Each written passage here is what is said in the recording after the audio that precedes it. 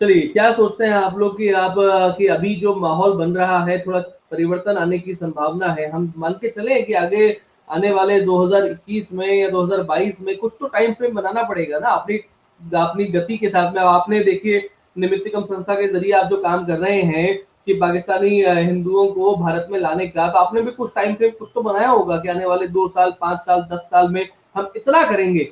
ये एक प्रोजेक्ट तो बनाया जाता है। तो अगर हम इसकी बात करें कि हमारे जो त्योहार हैं, उन त्योहारों में होली दिवाली, बात हमेशा की होली दीपावली, होली दीपावली, होली दीपावली, महाशिवरात्रि किधर है, गणेश चतुर्थी किधर है, मकर संक्रांति किधर है, रामनवमी किधर है, महानवमी किधर है, दशहरे की 3 दिन की छुट्टियां खत्म हो चुकी हैं, 1 दिन की छुट्टी रह गई है। 1 दिन की छुट्टी के बारे में भी मैं आपको जय भाई बताना चाहूंगा, स्कूल्स में ये कहा जाता है कि रावण तो रात को जलता है ना, सुबह क्या करोगे? तो फैक्ट। तो ये अगर जो हम अपने त्योहार है मैं उसको बड़ा कैसे बनाया जाए? पॉइंट।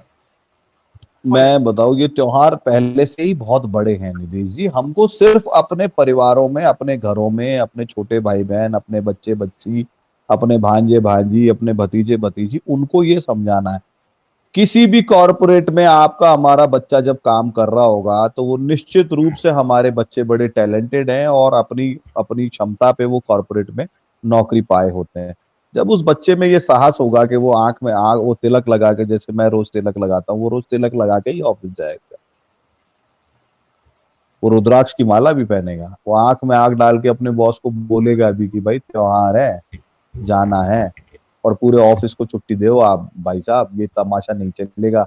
ये ऐसे बच्चे तैयार करने पड़ेंगे, ऐसे लीडर्स तैयार करने पड़ेंगे। कंसिस्टेंसी से किया जाने वाला या सतत प्रयास किया जाने वाला काम है, लगातार करते, क्योंकि देखिए आपको डेंट और डैमेज लगातार किया गया है सांस्कृतिक रूप से। इतना अंग्रेज भी नहीं कर पाए जितना पिछले 70 सालों में इन काले अंग्रेजों ने हमारे वार त्योहार और धर्म का सत्यानाश करने का प्रयास किया।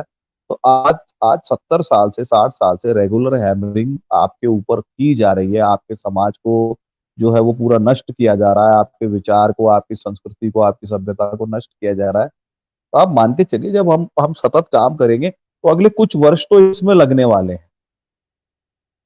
इसकी कोई डेडलाइन टाइमलाइन तब हो सकती है कि जब इस पे आप जैसे हम जैसे लोगों का एक स्टडी ग्रुप बने और उस स्टडी ग्रुप की एक टाइमलाइन तय हो। उस टाइमलाइन के अंदर सब लोग अपने अपने विचारों के साथ में, अपनी अपनी प्रेजेंटेशन के साथ में, अपने अपने पेपर के साथ में बैठे और उस दिन ये तय किया जाए कि भाई जयपुर में या अलवर में या दिल्ली में या किसी भी एक मॉडल सिटी में कि इस साल यहाँ के सारे कॉरपोरेट को हमारे इन इन त्योहारों पे छुट्टी करनी पड़ेगी, इसको हम रेस्ट एश्योर करेंगे।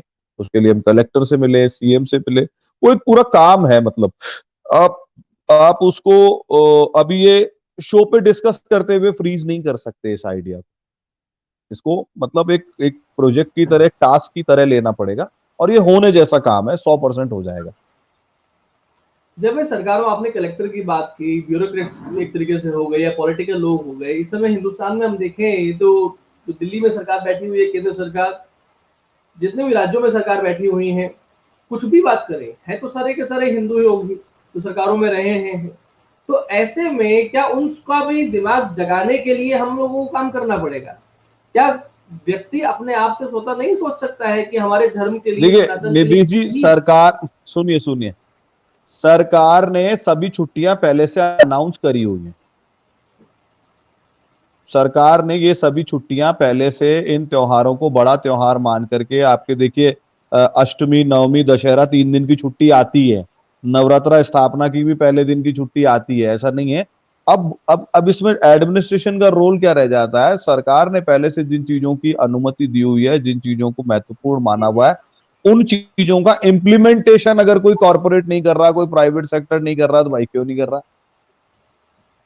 इम्प्लीमेंटेशन का काम ब्यूरोक्रेसी के साथ मिलकर करने का है।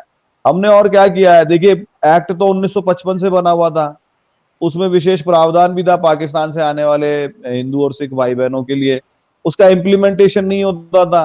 भारत में पहली बार उसके पावर डेलीगेट हम लोगों ने कराए कलेक्टर्स को, और कलेक्टर्स के पास जाके उसको इम्प्लीमेंट करा के भारत की पहली नागरिकता 15 मई 2017 को हमने जयपुर में करा दी, जिसका एक बहुत बड़ा मैसेज गया। तो कानून बने हुए हैं नीतीश जी, कानून मतलब ऐसे ही। ये अति महत्वपूर्ण त्योहार है, इनके बारे में डिक्लेरेशन पहले से है ना, ऐसा नहीं है, नहीं है। परंतु उसका इम्प्लीमेंटेशन प्राइवेट सेक्टर नहीं करता, और प्राइवेट सेक्टर नहीं करता तो एम्प्लॉय भी कुछ नहीं बोलता।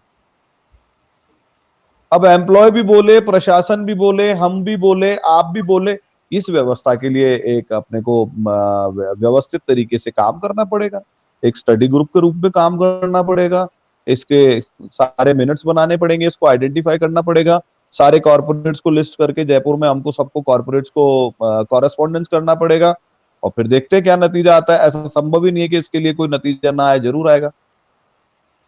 एग्जैक्टली, बिल्कुल ठीक बात कही कि आपने नतीजा ना आए ऐसा संभव नहीं है, और नतीजा अगर अच्छा आता है और नतीजा अगर अच्छा नहीं भी आता है तो भी दोनों ही कंडीशंस में हम लोगों को अपने काम करने की रफ्तार जो है वो कम नहीं करनी चाहिए। कार्यक्रम में अच्छा ही आएगा निधि जी, इसमें कोई संभावना नहीं है नतीजा ना आने की। मैं आपको फिर कह रहा हूँ, काम जी करने जी जी, वाले लोग चाहिए, होता तो है ही।